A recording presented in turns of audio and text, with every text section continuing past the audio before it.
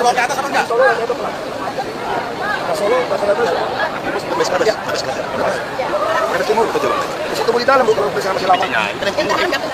Iya, kan bos. Depan. Hidup aku. Itu loh, udah bos. Udah rapi.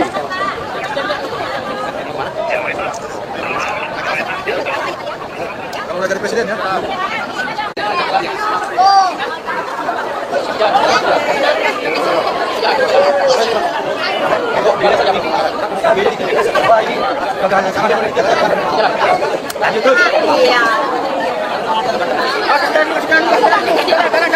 Awas kasih kanan dulu.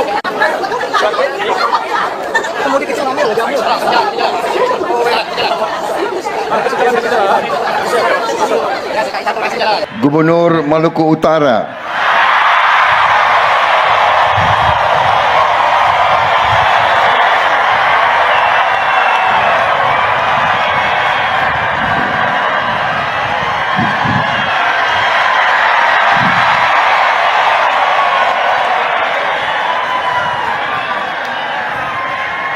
Saudari Shirley Juanda.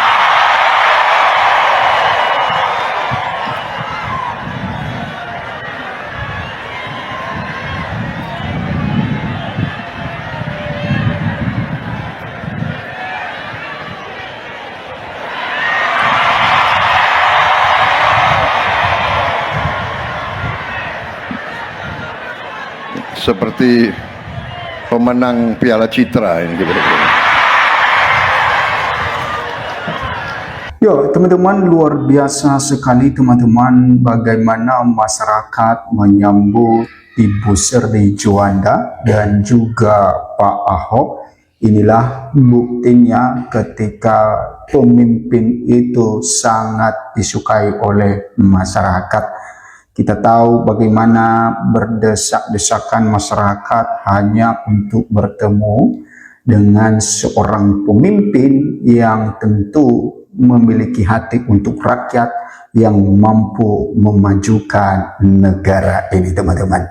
Nah, isu mengenai Pak Ahok dan juga Ibu Shirley Juanda berpasangan di tahun 2029 semakin masif diperbincangkan di dunia media sosial, teman-teman, dan tentu ini adalah berawal dari masyarakat sendiri karena mereka tahu bahwa Pak Ahok dan Ibu Shirley Juanda mampu membawa negara ini ke arah yang lebih baik. Silakan memberikan komentar Anda, teman-teman, ketika Anda salah satunya yang menyetujui ketika Pak Ahok dan juga Ibu Shirley Juanda maju di tahun 2029 sebagai pemimpin bangsa ini. Ya, teman-teman, selamat bergabung di channel ini. Shirley Juanda kalahkan Gibran dalam survei elektabilitas Cawapres 2029 menurut Muda Bicara. Seperti yang ditulis Muda Bicara ini bahwa Shirley Juanda elektabilitasnya lebih tinggi dibandingkan dengan elektabilitas Gibran Rakabuming Raka, di mana kepercayaan publik terhadap pemerintahan Shirley Juanda sebagai Gubernur Maluku Utara lebih tinggi kepercayaan publik atau kepercayaan masyarakat terhadap Wakil Presiden Gibran Rakabuming Raka, seperti elektabilitas KDM jika dibandingkan dengan elektabilitas Prabowo Subianto saat ini pada hasil survei yang dilaksanakan pada bulan Februari kemarin, di mana elektabilitas KDM lebih tinggi dibanding dengan elektabilitas Prabowo Subianto. Sementara Prabowo Subianto sebagai Presiden Republik Indonesia dan KDM sebagai gubernur. Nah, begitu juga dengan Shirley Juanda ini lebih tinggi elektabilitasnya sebagai gubernur dibandingkan dengan wakil presiden Raka Bumi Raka ini. Survei elektabilitas calon wakil presiden atau cawapres 2029 versi generasi muda memperlihatkan persaingan yang masih sangat terbuka. Preferensi pemilih muda belum mengerucut pada kandidat tertentu, dibuktikan dengan belum adanya satupun tokoh yang mampu menembus angka 20%. Survei ini melibatkan 400 responden dari berbagai daerah di Indonesia dengan latar belakang beragam. Mayoritas responden adalah mahasiswa, pelajar, dan pekerja.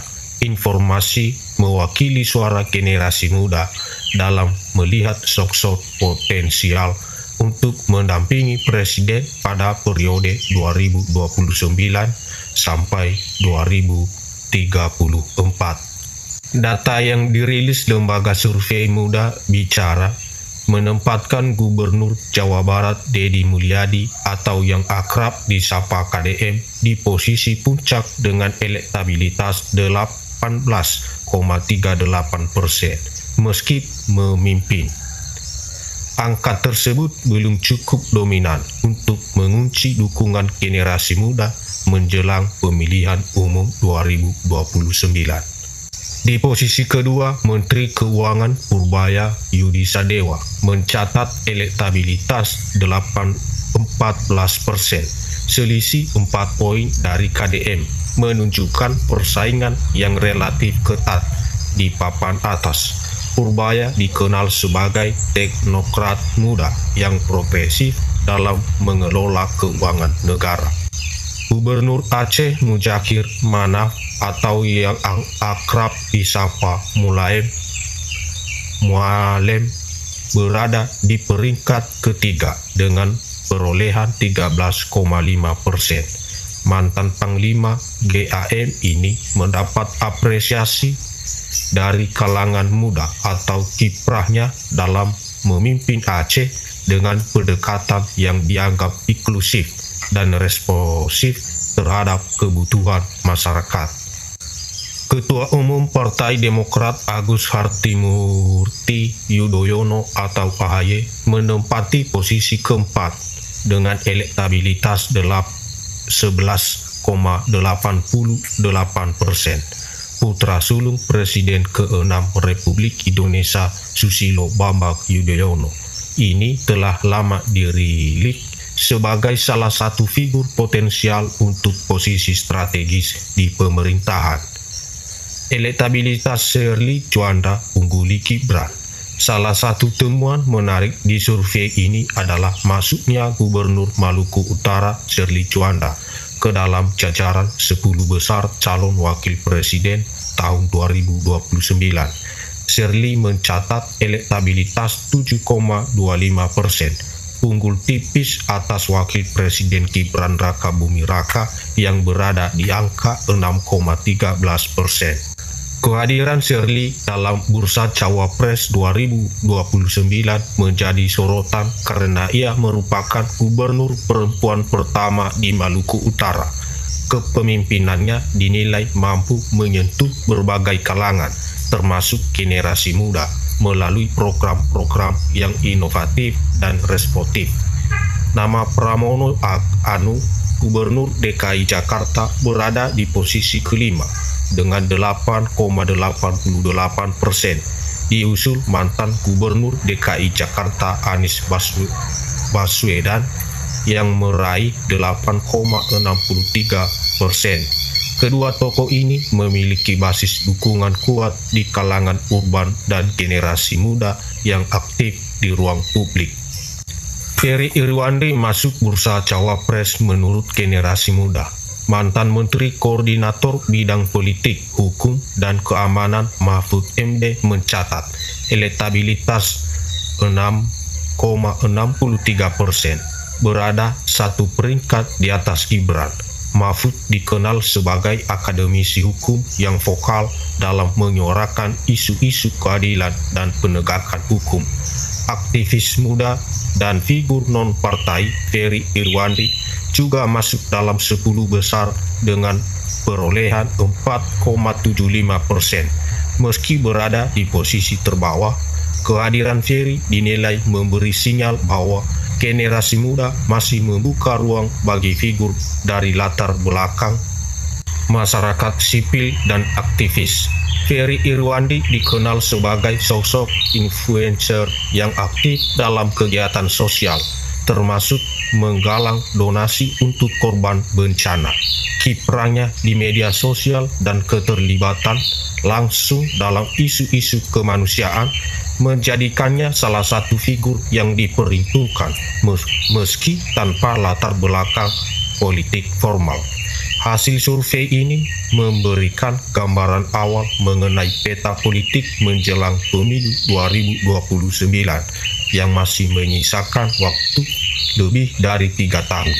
Belum adanya tokoh yang menonjol secara signifikan membuka peluang bagi berbagai kandidat untuk membangun basis dukungan.